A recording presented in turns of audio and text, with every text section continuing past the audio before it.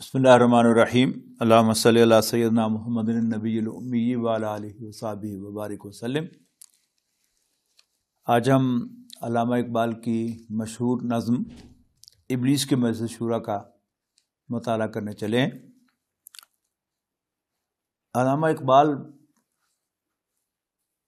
کہنے کو تو ایک شاعر تھے،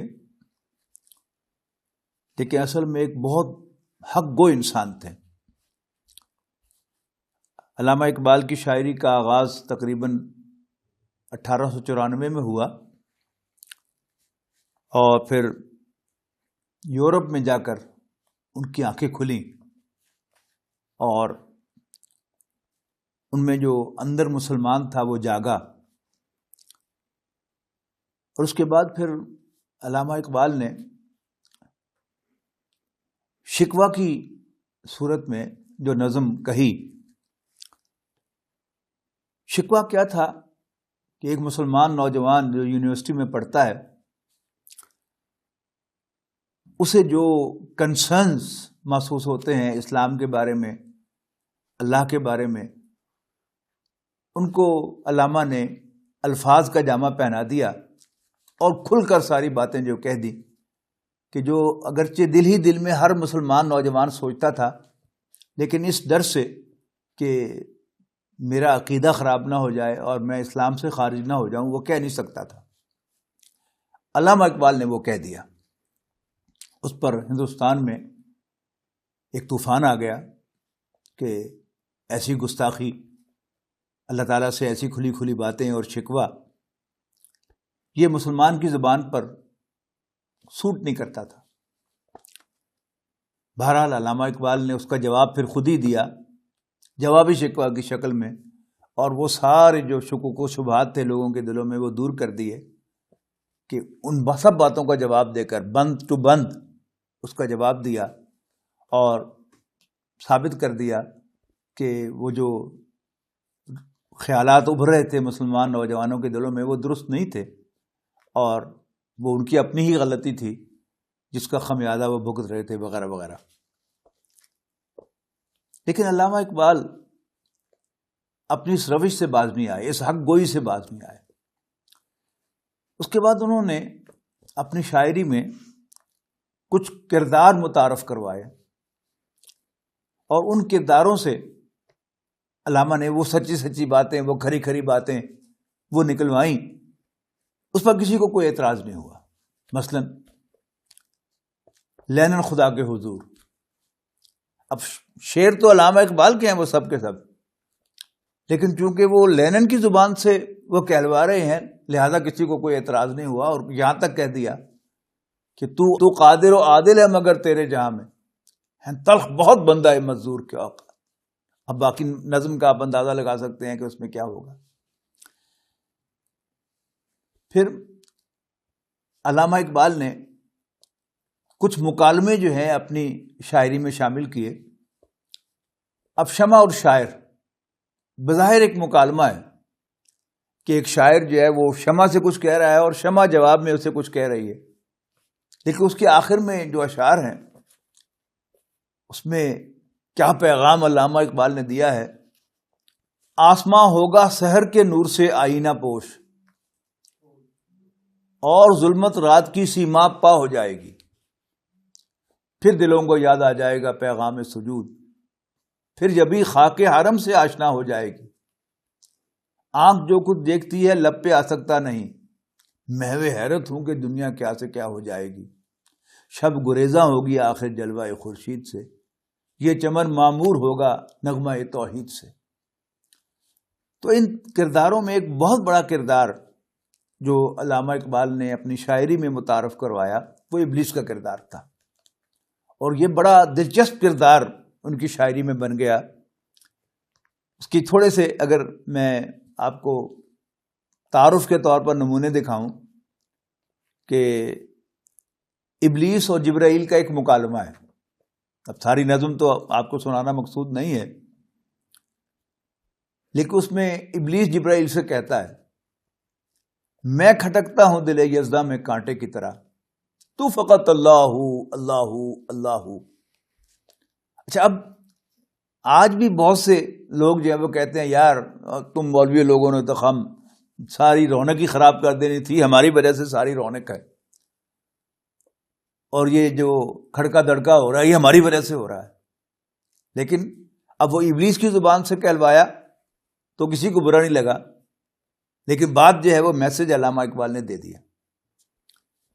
پھر علامہ اقبال کی وہ نظم تو کمال کی نظم ہے، ابلیس کا فرمان اپنے سیاسی فرزندوں کے نام. اب اس نظم کے اندر علامہ اقبال نے کیا کچھ کہا ہے، امیزنگ. مثلا وہ کہتے ہیں کہ اہل حرم سے ان کی روایات چھین لو، آہو کو مرغزار ختن سے نکال دو. اب روایات یعنی کوئی شریعت کی بات نہیں کر رہے، روایات کی بات کر رہے ہیں. اس نظم میں ایک بڑی دلچسپ بات علامہ اقبال کہتے ہیں کہ اقبال کے نفس سے ہے لالے کی آگ تیز، ایسے غزل سرا کو چمن سے نکال دو. آپ اندازہ لگائیے کہ علامہ اقبال کا انتقال تو ہو گیا 1938 میں، لیکن سن 2000 سے آگے پھر کیا ہوا کہ شاعر مشرق، مصور پاکستان، ان کے کلام کو باقاعدہ جو ٹیکسٹ بک کا سلیبس تھا اسے نکال دیا گیا. پھر اس وقت علامہ اقبال نے یعنی ویسٹ کا جو سوچنے کا انداز تھا اس کو اس وقت لیڈ کیا کہ یہ فاقہ کش کے موت سے ڈرتا نہیں ذرا، روح محمد اس کے بدن سے نکال دو صلی اللہ علیہ وسلم. کہ نبی اکرم صلی اللہ علیہ وسلم کی جو محبت ہے اس کو کسی طرح سے کھینچ دو. اور اس کے لیے کیا کچھ کیا گیا وہ نظم پڑھنے کے لائق ہے. لیکن آج جو ہم پڑھنے چلے ہیں وہ ابلیس کی مرضی سے شورا ہے. اس پر جو سن تحریر ہے وہ 1936 ہے، اور یہ میں رکھیے گا علامہ اقبال کا انتقال سن 1938 میں ہوا. استاد محترم ڈاکٹر اسرار احمد صاحب رحمہ اللہ تعالی وہ ابلیس کی مرضی سے شورا نامی نظم کو امت مسلمہ کا نام علامہ اقبال کا آخری پیغام قرار دیتے تھے. مجلس شورا کیا ہوتی ہے؟ کسی بھی ادارے کی، کسی بھی جماعت کی جو مجلس شورا ہوتی ہے اس کا فارمیٹ کیا ہوتا ہے کہ اس میں جو صدر ہوتا ہے، امیر ہوتا ہے، پریزیڈنٹ ہوتا ہے، وہ چیئر کر رہا ہوتا ہے اس کو، اور پہلے وہ گفتگو کا آغاز کرتا ہے. اب ظاہر ہے اس آرگنائزیشن کے کچھ مقاصد ہوتے ہیں جو اس کے پیش نظر ہوتے ہیں، تو سب سے پہلے وہ گفتگو اوپن کرتا ہے، اور اس کے بعد اس کے دائیں طرف بیٹھا ہوا ہوتا ہے سیکریٹری، اس آرگنائزیشن کا سیکریٹری جنرل. اب وہ کیا ہے، وہ رپورٹ پیش کرتا ہے کارکردگی کی کہ اب تک ہم نے یہ کام کیا ہوا ہے. اور اب سب جانتے ہیں کہ وہ رپورٹ ہمیشہ ایک ہی ہوتی ہے کہ سب اچھا ہے، we are doing very well. اور اس کے بائیں طرف بیٹھا ہوتا ہے وائس پریزیڈنٹ، وہ بھی اسٹیبلشمنٹ کے. یہ دو بندے جو ہوتے ہیں یہ اسٹیبلشمنٹ کے ہوتے ہیں، اور ان دونوں کے درمیان جو مشیر ہوتے ہیں وہ الیکٹڈ ممبرز ہوتے ہیں، اور وہ ظاہر ہے مقاصد سب کے سامنے ایک ہی ہوتے ہیں، لیکن وہ باقاعدہ اسٹیبلشمنٹ پر کرٹیسائز کرتے ہیں. بالکل وہ نقشہ آپ یہاں پر دیکھیں گے. یعنی پہلا مشیر وہ یوں سمجھیے کہ سیکریٹری ہے اس آرگنائزیشن کا، ابلیسی آرگنائزیشن کا، اور وہ سب اچھا بتاتا ہے. تو سب سے پہلے ابلیس خود آغاز کرتا ہے گفتگو کا، یہ عناصر کا پرانا کھیل یہ دنیا دوں، ساکنان عرش اعظم کی تمناؤں کا خون. عناصر کا پرانا کھیل، ایتھیزم، الحاد، میٹیریلزم. یہ کیا ہے کہ میٹر ہمیشہ سے موجود ہے، یعنی 100 سے زیادہ جو ایلیمنٹ ہیں اس کی شکل میں میٹر، مادہ ہمیشہ سے موجود ہے، یہ ایٹرنل ہے. اور ان عناصر کے ملنے اور ٹوٹنے سے یہ پوری کائنات رفتہ رفتہ رفتہ رفتہ وجود میں آ گئی. جبکہ اسلام کا تصور کیا ہے کہ یہ کائنات آپ سے آپ وجود میں نہیں آئی. ایک وقت تھا کہ اس کا کوئی وجود نہیں تھا، تو اللہ تعالیٰ نے اس کو وجود بخشا، اور اللہ تعالیٰ ہی اس کو مختلف سٹیجز میں سے گزار کر آج اس شکل میں لے کے آیا، اور آگے بھی وہی اس کو چلائے گا جب تک چلانا چاہے گا. لیکن ابلیس کیا کہہ رہا ہے؟ یہ عناصر کا پرانا کھیل، یہ دنیا دوں، یہ گھٹیا دنیا جو ہے، حقیر دنیا، یہ عناصر کا پرانا کھیل ہے. ساکنان عرش اعظم کی تمناؤں کا خو. عرش اعظم کے جو ساکنان ہیں وہ کون ہے؟ فرشتے. کہ جب اللہ تعالیٰ نے ان کے سامنے اپنا یہ پلان ڈسکلوز کیا کہ میں زمین پر اپنا ایک نائب بنانے والا ہوں، تو ان کی ساری جو آرزوئیں تھیں وہ خاک میں مل گئیں، اس لیے کہ وہ یہ سمجھتے تھے کہ اللہ تعالیٰ کے نائب ہم ہیں. لیکن جب اللہ تعالیٰ نے اعلان کر دیا کہ میں زمین پر نائب بنانے والا ہوں، یعنی انسان کو پیدا کرنے والا ہوں، تو ان کی ساری آرزوئیں خاک میں مل گئی.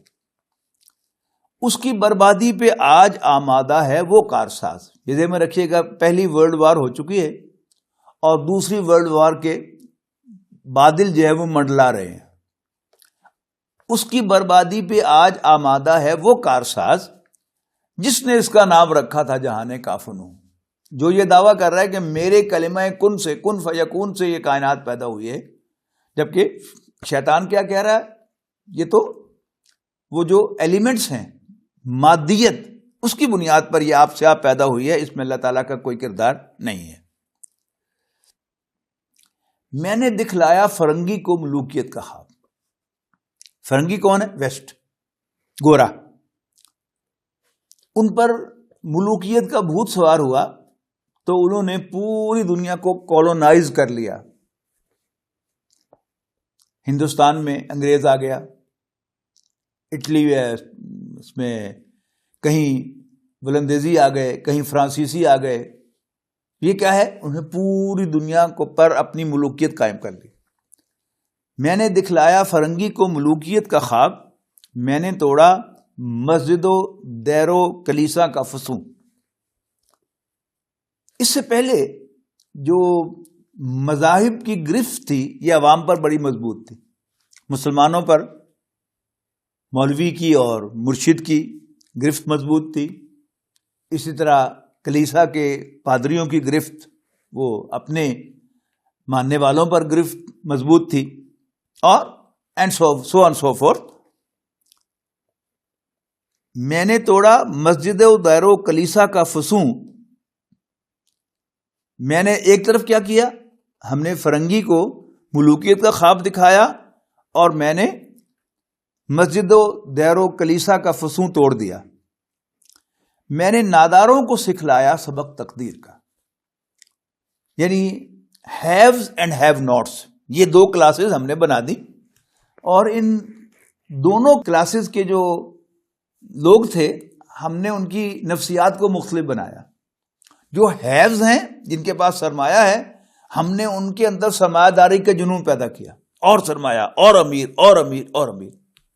اور غریب کے اندر یہ خیال کہ میں بھی کبھی امیر بن جاؤں، یہ نکال دیا، اور ہم نے اس کو تقدیر کا سبق سکھا دیا کہ بس تقدیر میں ایسا ہی لکھا تھا کہ میں غریب رہوں، لہذا وہ اس پر قانع ہو گیا، لہذا اس نے بڑا ہونے کی جد و جہد چھوڑ دی. میں نے ناداروں کو سکھلایا سبق تقدیر کا، میں نے منعم کو دیا سرمایہ داری کا جنون. کون کر سکتا ہے اس کی آتش سوزاں کو سرد؟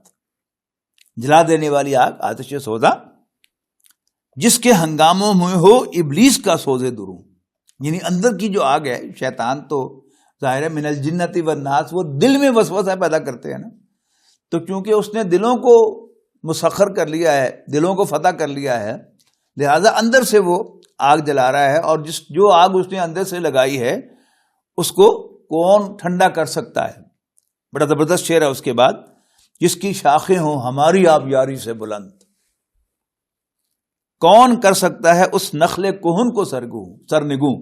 نخل کہتے ہیں کھجور کے درخت کو، اور وہ پرانا کھجور کا درخت. آپ کے علم ہے نا، سندھ میں جو کھجور کے درخت ہیں، جو ملتان تک چونکہ آئے تھے محمد بن قاسم، تو یہ سارے کھجوریں جو آپ کو شورکوٹ تک جو ہیں وہ ملتی ہیں. یہ سمجھیے کہ جب محمد بن قاسم تشریف لائے تھے ان کی فوج کھجوریں ساتھ لے کے آئی تھی، تو اس وقت کے یہ درخت اگے ہوئے ہیں جو ابھی تک کھڑے ہیں ماشاءاللہ اور پھل دے رہے ہیں۔ تو نخل کہن، کھجور کا پرانا درخت جس کو میں نے پانی دیا ہے، کون کر سکتا ہے اس نخل کہن کو سرنگوں؟ اس کے بعد پھر پہلا مشیر، جیسا کہ میں نے عرض کیا کہ اب وہ سب اچھا کی رپورٹ دے گا۔ وہ کیا کہتا ہے؟ اس میں کیا شک ہے کہ محکم ہے یہ ابلیسی نظام، پختہ تر اس سے ہوئے غلامی میں عوام۔ وہی جو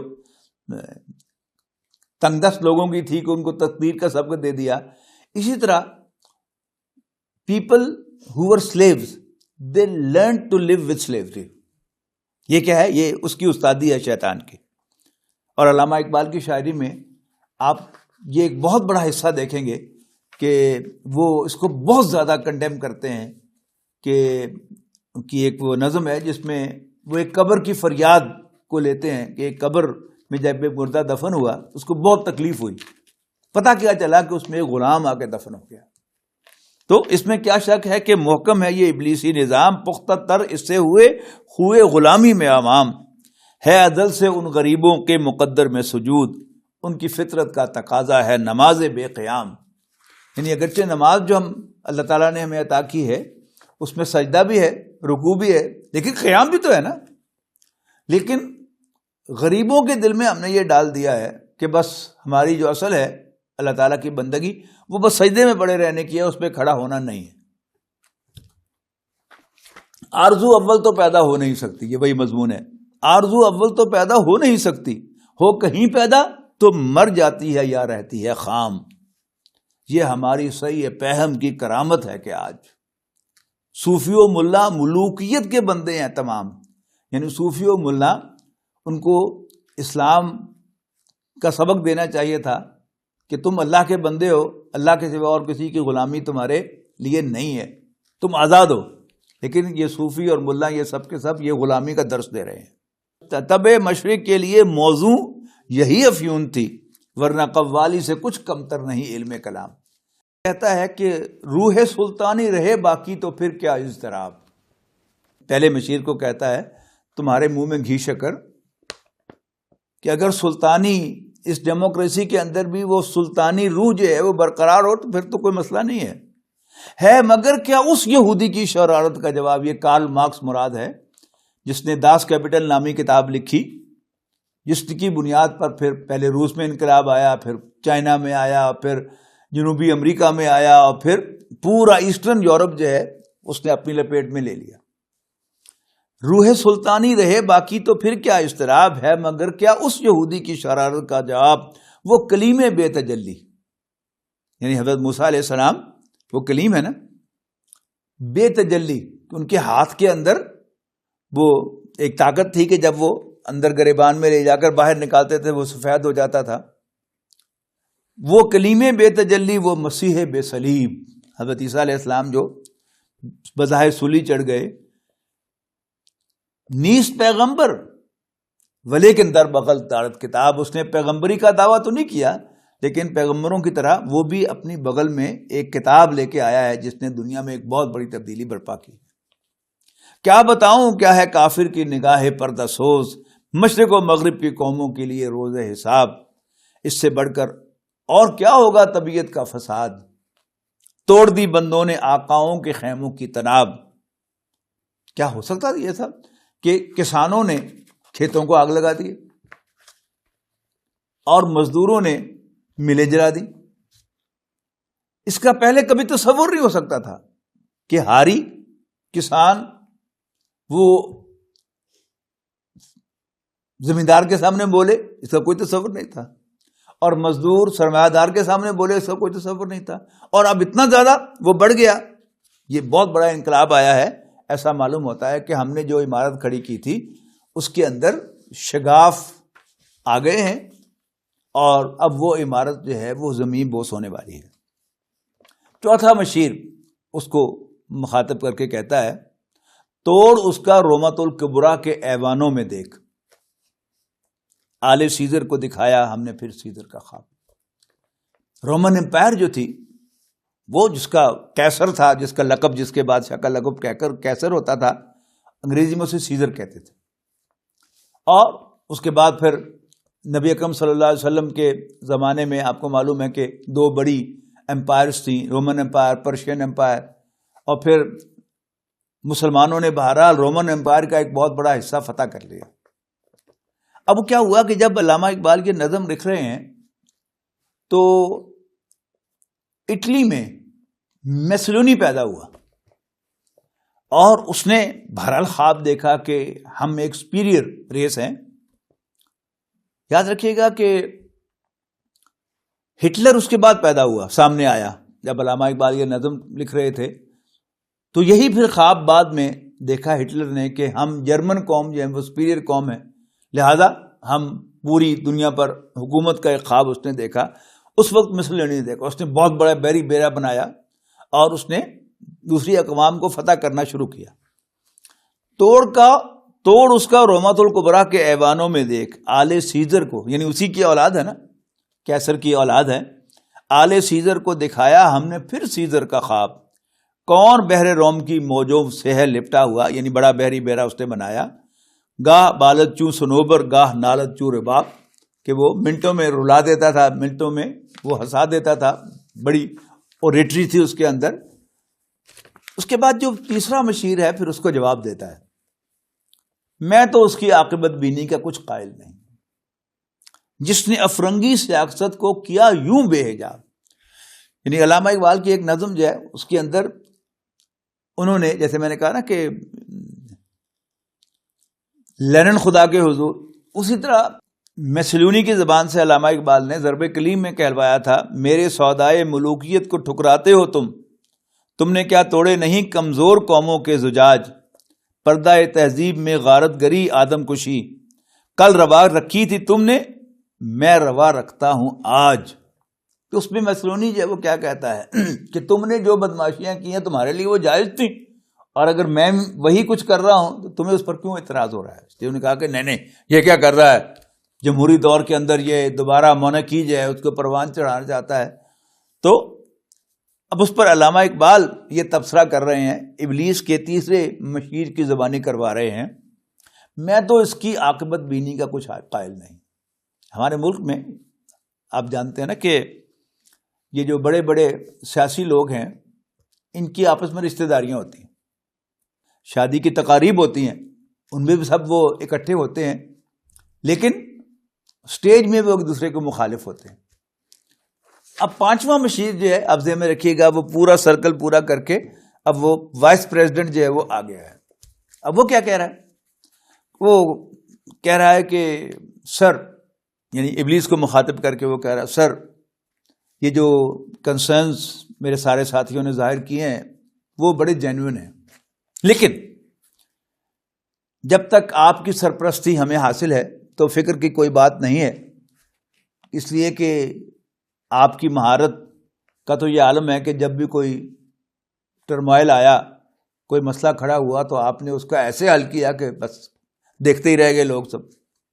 تو اب 5واں مشیر ابلیس سے مخاطب، لکھا ہوا ہے اس میں، ابلیس کو مخاطب کر کے، اے تیرے سوز نفس سے کار عالم استوار. یعنی ہمارا ایمان کیا ہے کہ یہ سارا عالم اللہ تعالیٰ کے کلمہ کن سے اور اس کے اذن سے موجود ہے، برقرار ہے. اب وہ ابلیس سے کیا کہہ رہا ہے، اے تیرے سوز نفس سے، یعنی سوز نفس میں قوت غضب، اے تیرے سوز نفس سے کار عالم استوار، تو نے جب چاہا کیا ہر پردگی کو آشکار، آب و گل تیری حرارت سے جہانے سوز و ساز، ابلائے جنت تیری تعلیم سے دانائے کار. یعنی جنتی جو ہے یہ بھولا بھالا ہے، تو اس کو کہہ رہے ہیں ابلائے جنت تیری تعلیم سے دانائے کار، کہ تو نے جو تعلیم دی ہے اے ابلیس اس کو کچھ سمجھ آئی ہے، ورنہ یہ تو بڑا بھولا بھالا تھا. تجھ سے بڑھ کر فطرت آدم کا وہ محرم نہیں، معاذ اللہ، سادہ دل بندوں میں جو مشہور ہے پروردگار. کام تھا جن کا فقط تقدیس و تسبیح و طواف، تیری غیرت سے ابد تک سر نگون و شرمسار، گرچہ ہیں تیرے مرید افرنگ کے ساحر تمام، اب مجھے ان کی فراست پر نہیں ہے اعتبار۔ یہ ذہن میں رکھیے گا کہ اب میسلونی نے جہاں پر جو کچھ کیا، اور جو مغربی سارے کے سارے تیرے مرید ہیں، تیرے کارندے ہیں، مجھے اب ان پر اعتبار نہیں رہا، وہ تیرے صحیح جو ڈائریکشن ہے اس پر وہ نہیں چل رہے۔ وہ یہودی فتنہ گر، پھر وہی کارل مارکس کا ذکر، یہ اس کا بھی اعتراف کر رہا ہے کہ اس نے جو بہرحال جو فتنہ یعنی شیطانی نقطہ نگاہ سے پھیلایا ہے کہ ہماری اس بنی بنائی عمارت کو زمین بوس کر دیا ہے، اس نے ٹھیک کام نہیں کیا۔ وہ یہودی فتنہ گر، وہ روح مصدق کا بروز۔ یہ مصدق، حکیم مصدق ایک فلاسفر تھا کہ روم میں، اٹلی میں، اس کو وہاں سے ایسے ہی خیالات کی وجہ سے کہ اس کے بھی خیالات وہی تھے کہ سارے جو ریسورسز ہیں وہ برابر برابر سب کو تقسیم ہونی چاہیے، یہ زن، زر اور زمین، یہ اس کا تمام لوگوں پر برابر کا حق ہونا چاہیے، جو آگے ذرا ریفائن ہو کر کمیونزم کے اندر آ گیا جو اس نے پیش کیا۔ تو یہ وہی فلسفہ ہے جو مصدق نے پیش کیا تھا، اب دوبارہ اسی فلسفے کو لے کر جو ہے کارل مارکس آ گیا ہے۔ تو وہ یہودی فتنہ گر، وہ روح مصدق کا بروز، بروز کی معنی ظہور ہے، ہر کبا ہونے کو ہے۔ کبا مینس وہ جو اوپر گاؤن پہنا جاتا ہے، لباس پہنا جاتا ہے، ہر کبا ہونے کو ہے اس کے جنوں سے تار تار۔ زاغ دشتی ہو رہا ہے ہم سرے شاہین و چرخ، زاغ دشتی جنگلی کوا اور شاہین عقاب اور چرخ شکرا، یہ دونوں جو جانور ہیں یہ اوپر سے آ کے شکار کرتے ہیں اور پھر اوپر چڑھ جاتے ہیں۔ جنگلی کوا جو ہے وہ بھی سمجھتا ہے کہ میں شاہین بن گیا ہوں یا شکرا بن گیا ہوں۔ زاغ دشتی ہو رہا ہے ہمسرے شاہین و چرخ، کتنی سرعت سے بدلتا ہے مزاج روزگار۔ چھا گئی آشفتہ ہو کر وسعت افلاک پر، جس کو نادانی سے ہم سمجھے تھے ایک مشت غبار۔ ہم کمیونزم کو، مارکسزم کو صرف ایک چٹکی سمجھتے تھے مٹی کی، ہمیں اندازہ نہیں تھا کہ وہ پورے گلوب کے اوپر پھیل جائے گی۔ فتنہ فردا کی ہیبت کا یہ عالم ہے کہ آج ذہن میں رکھیے گا کہ کمیونزم روس میں آیا، اور روس سے نیچے کون ہے؟ چائنا ہے، اور اس کے ویسٹ پر اب پورا یورپ ہے، اور پورا مشرقی یورپ جو ہے وہ شکار ہو چکا ہے اس کا، اور اب کانپ رہی ہیں ساری کی ساری ریاستیں، بقیہ یورپ بھی اور امریکہ بھی، وہ کمیونزم کے ڈر سے کانپ رہا ہے۔ فتنہ فردا کی ہیبت کا یہ عالم ہے کہ آج کانپتے ہیں کوہ سارو مرغدارو جوئے بار، میرے آقا وہ جہاں زیرو زبر ہونے کو ہے، جس جہاں کا ہے فقط تیری سیادت پر مدار۔ اب اس کے بعد پھر وہ آخری کنکلوڈنگ جو ایڈریس ہے وہ ابلیس کا ہے، وہ اپنے مشیروں کو مخاطب کر کے اب کہتا ہے میرے دست تصرف میں جہان رنگ و بو، کیا زمین کیا مہر و ماں کیا آسمان تو بتو، دیکھ لیں گے اپنی آنکھوں سے تماشا غرب و شرق، میں نے جب گرما دیا اقوام یورپ کا لہو، کیا امامان سیاست کیا کلیسا کے شیوخ، سب کو دیوانہ بنا سکتی ہے میری ایک ہو۔ کارگہ، بڑے خوبصورت شعر ہے، کارگہ شیشہ جو ناداں سمجھتا ہے اسے، توڑ کر دیکھے تو اس تہذیب کے جام و سبو۔ یعنی ایک ہیں مختلف حکومتیں اور ایک ہے مغربی تہذیب۔ ابلیس کا اصل جو اعلی کار ہے وہ یہ ہے۔ آپ کو یاد ہوگا کہ 9/11 کے بعد بش جونیئر نے جو الفاظ کہے تھے کہ مسلم فنڈامنٹلسٹ جو ہیں یہ ہماری تہذیب کو نابود کرنا چاہتے ہیں، یہ تہذیب ہے، اسی کا ذکر یہاں پر ہے۔ یہ تہذیب کیا ہے؟ سود اور بے حیائی۔ یہ کیا ہے کہ ہم نے یہاں پر اس کے پنجے گاڑ دیے ہوئے ہیں، فرنگ کی رگے جہاں پنجہ یہود میں ہے، لیکن مسلمان جو ہیں اگر یہ دوبارہ آ گئے، خلافت دوبارہ قائم ہو گئی، تو وہ سود کو بھی خاتمہ کر دے گی اور بے حیائی کو بھی ختم کر دے گی. جبکہ ہماری تہذیب کے جو بڑے دو ٹینٹیکلز ہیں وہ یہی ہیں.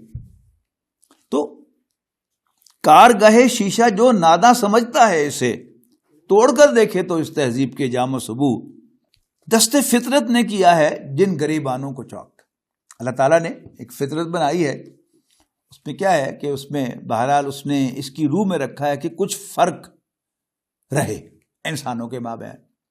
اس کو قرآن مجید میں یوں بیان کیا گیا ہے نا کہ یہ جو غریب اور امیر کا فرق ہے یہ ہم نے خود رکھا ہے سخریاں، تاکہ ایک دوسرے سے خدمت لی جا سکے. اگر میں بھی رانی تو بھی رانی تو پھر کون بھرے گا پانی؟ تو یہ تو اللہ تعالیٰ چاہتا ہے کہ یہاں پر کچھ فرق امتیاز رہے، لیکن ان کے درمیان فاصلہ اتنا زیادہ نہ ہو جائے کہ وہ اس کو پارٹ نہ کیا جا سکے، اس کو جو ختم نہ کیا جا سکے. دست فطرت نے کیا ہے جن گریبانوں کو چاک، مزدکی منطق کی سوزن سے نہیں ہوتے رفو. ہم نے جو وہاں ان کو پھاڑ دیا ہے، اب جو مزدکی یعنی کمیونسٹ جو سوئی ہے اس سے ان گریبان جو چاک ہوئے ہیں ان کو جوڑا نہیں جا سکتا. کب ڈرا سکتے ہیں مجھ کو اشتراکی کوچا گر، یہ پریشاں روزگار آشفتہ مغز آشفتہ ہو ہے اگر مجھ کو خطر. اب یہ علامہ اقبال 1936 میں یہ بات کہہ رہے ہیں. علامہ اقبال کے ویژن میں یہ بات آ گئی. اب ذہن میں رکھیے گا کہ ابھی دوسری ورلڈ وار ہونے والی تھی اور یہ تمام جو مسلمان ریاستیں ہیں یہ آزاد نہیں ہوئی تھیں. نہ پاکستان بنا تھا، نہ مصر آزاد ہوا تھا، نہ انڈونیشیا آزاد ہوا تھا، کچھ بھی نہیں تھا. لیکن یہ اللہ کا بندہ جس کو اللہ نے وہ ویژن عطا کی تھی، آبے روانے کبیر تیرے کنارے کوئی دیکھ رہا ہے کسی اور زمانے کے خواب، وہ بول رہا ہے. اب ابلیس کی زبان سے کہلوا رہے ہیں ہے اگر مجھ کو خطر کوئی تو اس امت سے ہے جس کی خاکستر میں ہے اب تک شرار آرزو. حال ہی کی بات ہے نا کہ افغانستان پر آ کر قابض ہو گیا روس، اور روس کی کمر توڑنے کے لیے اس کو شکست دینے کے لیے امریکہ آیا اور پورا یورپ بھی ساتھ آیا. روس کو بھگا دیا، اندر سے کیا برآمد ہو گیا؟ طالبان نکلا. لیکن علامہ اقبال کی وہ جو دور دیکھنے والی نظر ہے اس نے بھانپ لیا تھا کہ ہے خطر مجھ کو اگر کوئی ہے اگر مجھ کو خطر کوئی تو اس امت سے ہے جس کی خاکستر میں ہے اب تک شارع آرزو. خال خال اس قوم میں اب تک نظر آتے ہیں وہ کرتے ہیں اشک سحر گاہی سے جو ظالم وضو. جانتا ہے جس پہ روشن باطن ایام ہے. باطن ایام وہ ایام کہتے ہیں ہسٹری کو، یوم کی جمع ایام ہے. تو ایک ہوتی ہے ہسٹری کے فلاں سن میں یہ ہوا، پھر یہ فتح ہوا، یہ شکست کھائی. لیکن ایک ہے کہ وہ اندر جو اس کے اندر اسپرٹ ہے وہ کیا ہے، یعنی کون کون سے آثار ہیں جن سے قومیں اٹھتی ہیں، کون کون سے آثار ہیں جن سے قومیں ڈوبتی ہیں. یہ ہے باطن ایام. جانتا ہے جس پہ روشن باطن ایام ہے. مزدکیت فتنہ فردہ نہیں اسلام ہے. یہ پہلے بنیادی باتیں کرنے کے بعد اب علامہ اقبال جو ہیں دوسرا حصہ ہے اس کا صدارتی خطبے کا ابلیس کے، اس میں اب اسی وہ جو نقطہ انہوں نے پہلے حصے کے آخر میں بیان کیا ہے کہ تم جو کہہ رہے ہو کمیونزم اور فلاں خطرہ اور فلاں خطرہ، اصل خطرہ یہ ہے. اب اس کو بیان کرتے ہیں کہ اسلام کیا چیز ہے. جانتا ہوں میں یہ امت حامل قرآن نہیں. پہلے کچھ پازیٹیو پوائنٹس گناتے ہیں کہ اگرچہ میرا اندیشہ جو ہے کہ اسلام آ جائے گا یہ اپنی جگہ پر ہے، لیکن کچھ پازیٹیو چیزیں بھی ہیں جس پر ہمیں انحصار کرنا چاہیے. وہ کیا ہے؟ جانتا ہوں میں یہ امت حامل قرآن نہیں ہے، وہی سرمایہ داری بندہ مومن کا دین. جانتا ہوں میں کہ مشرق کی اندھیری رات میں بے ید بیدا، وہی جس کا میں نے ذکر کیا موسیٰ علیہ السلام کا، وہ ہاتھ جب اندر سے آتا تھا وہ سفید ہوتا تھا. بے ید بیدا ہے پیران حرم کی آستی، عصر حاضر کے تقاضاؤں سے ہے لیکن یہ خوف ہو نہ جائے آشکارا شرع پیغمبر کا. یہ عصر حاضر کے تقاضا کیا ہے؟ ریسرچ، غور و فکر. اس میں سے ریسرچ کرتے کرتے، اس لیے کہ ابھی تک تو یورپ والوں نے جو اسلام کے عروج کا دور تھا، جب یورپ پر مسلمان حکمران تھے، ان کو ڈارک ایجز کہتے ہیں، اور یہ نہیں بتاتے کہ ہم نے یہ سب کچھ جو ہم نے یورپ کے اندر جو ہم انقلاب لائے ہیں، سوشل ایولیوشن لے کے آئے ہیں، کہاں سے لائے تو وہاں سے تھے، لیکن ٹریس کرتے کرتے لوگ پی ایچ ڈی کریں گے، ایم فل کریں گے، مقالے لکھیں گے، اور ٹریس ہوتے ہوتے کہیں وہاں تک پہنچ نہ جائے، اس کا مجھے اندیشہ ہے. عصر حاضر کے تقاضاؤں سے ہے، لیکن یہ خوف ہو نہ جائے آشکارا شرع پیغمبر کہیں صلی اللہ علیہ وسلم. حافظ، اب اس کی اسلام کی تعریف کرتے ہیں، حافظ ناموس زن. انہوں نے تو بے حیائی کا وہ جال پھیلایا ہے نا. الحذر آئین پیغمبر سے 100 بار الحذر، حافظ ناموس زن، مرد آزما مرد آفرین. اسلام کا جو بنیادی نقطہ ہے اسلام کے معاشرتی نظام میں، وہ حافظ ناموس زن ہے، عورت کی عفت اور عزت کی حفاظت. اور اسلام نے جو بڑے کام ہیں، جہاد، لڑنا، دفاع اور فائنانس کرنا اپنے گھر کو، یہ مرد کے ذمہ لگایا، یہ عورت کے ذمہ نہیں ہے. حافظ ناموس زن، مرد آزما مرد آفری. موت کا پیغام ہر نوع غلامی کے لیے، نہ کوئی فخور و خاکہ، نہ فقیر راہ نشین. جو میں نے بیان کیا کہ وہ ہے فرق، لیکن اتنا فرق نہیں کہ ایک جو ہے وہ خدا بن کے بیٹھ جائے اور دوسرا جو ہے وہ اس کے تلوے چاٹ رہا ہو. یہ نہیں ہے. کرتا ہے دولت کو ہر آلودگی سے پاک و صاف، منعموں کو مال و دولت کا بناتا ہے امین. یہ بہت عام بات ہے کہ جو پرانی مساجد ہیں دیہاتوں کے اندر آپ کو مل جائیں، تو ان مساجد میں ایک شعر آپ کو لکھا ہوا ملے گا شیخ سعدی کا، در حقیقت مالک ہر شے خداست، ای امانت چند روزہ نزد ماست.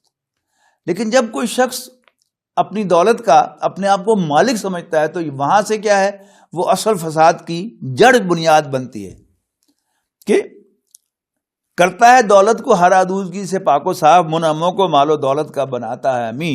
اس سے بڑھ کر اور کیا فکر و عمل کا انقلاب، بادشاہوں کی نہیں اللہ کی ہے یہ زمین.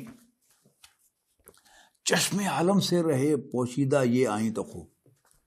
اب وہ انسٹرکشن دے رہا ہے ابلیس اپنے مشیروں کو، بس تم اتنا کام کرو کہ یہ جو یہ آئین ہے اس کو پبلک سے، ایون مسلمانوں سے پوشیدہ رکھو. چشم عالم سے رہے پوشیدہ یہ آئین تو خوب، یہ غنیمت ہے کہ خود مومن ہے محروم یقین. اب مومن بھی سمجھتا ہے کہ ویسٹ کا نظام اچھا ہے، بس اس کو اور زیادہ پرپیچویٹ کراؤ، اس کو جاری و ساری رکھو.